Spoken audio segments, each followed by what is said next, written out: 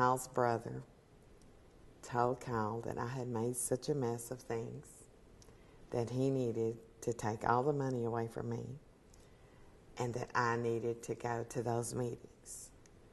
I told Kyle his brother was crazy, that I didn't need those meetings, and he didn't need to take the money away from me.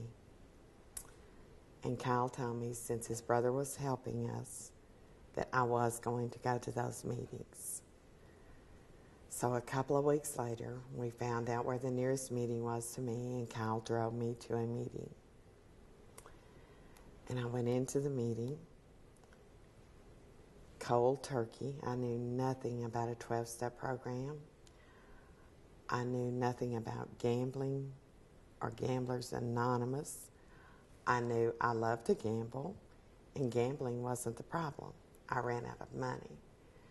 So I could not understand why they thought I needed that meeting. But I went. There are 20 questions.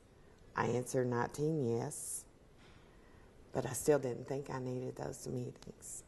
But I went because I was told I had to. And for a week or so after that, Kyle drove me, and then I told him he didn't need to drive me to those meetings. And I started driving myself. But on the way to the meeting, I would stop and gamble. And I would gamble, and then I would gamble for a little while and maybe go to the meeting. Then sometimes I might gamble and not go to the meeting at all, but tell Kyle I did. It just depended, and I was gambling some a little during the week. And we got all of the money to fix some of the problems that I had created after I'd been going to Gamblers Anonymous for about 2 months. And after we did that, we had extra money in the checking account. And since I lied so good and told Kyle he didn't need to take the money away from me, he didn't.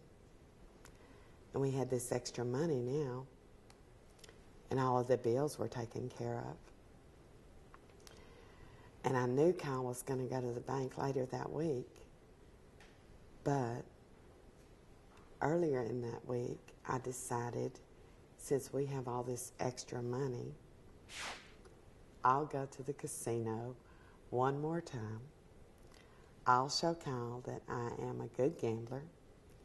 I'll win a bunch of money. And I won't have to go to those meetings anymore. And I can fix everything. So I went by the bank. I cashed a check. And I went to the casino. And from the minute I entered the casino, it was wrong. Everything went wrong. It was a total worthless trip. But I was so angry, I went in anyway. I lost the money. It was almost like I should have just walked to the window and gave them the money. I lost it so fast. Knowing Kyle was going to go to the bank, I knew he was. I still went to the ATM machine because he had not taken the money away from me. But I think it was a cry and a plea for help. I think it was like God was so tired of me making a mess that by using the ATM card, I knew what was going to happen. But I finally wanted it to happen. And I used the ATM card. I went over there and I immediately lost that money. It's like I don't even know where I put it today. I can't tell you what happened to that money. I drove home, and I was totally devastated. Friday, when I knew Kyle was going to go to the bank, we were in the car together, and I told him to take me home. He dropped me off, and he left to go to the bank. I went in the house. I packed a bag and I walked into the kitchen and I took a handful of Pam's.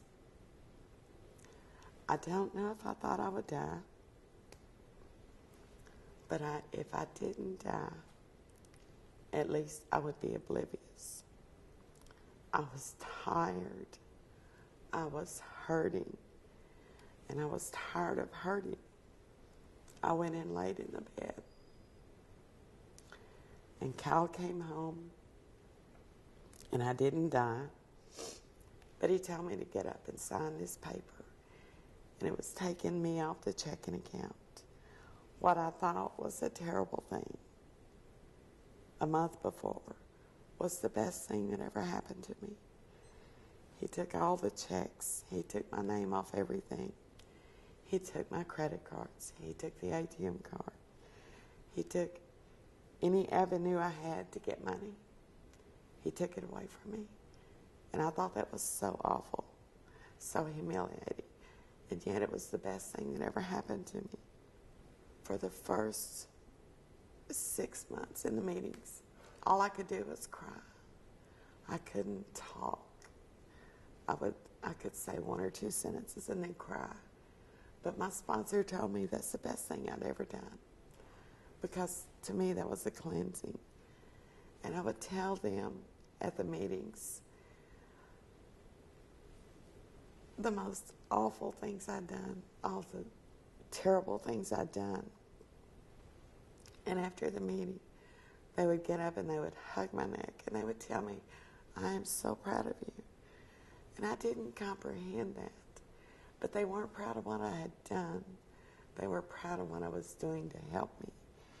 And it took me a while to grasp that they were helping me by letting me say all of those awful things. I was cleansing me. It took 6 months for my head just to clear for the fog. I was so used to living with lies that I didn't know how to live normally. I had to go to the meetings to learn that I was a decent person. I had just messed up. I could go to the meetings and get all of the bad stuff out. And then I had room for some good stuff. And it's called recovery. And when I actually looked up the definition to recovery, it's the regaining of something lost or stolen. And what had been lost or stolen was Brenda. I buried me under an addiction. I didn't even know that. It took getting all of that out to find me again.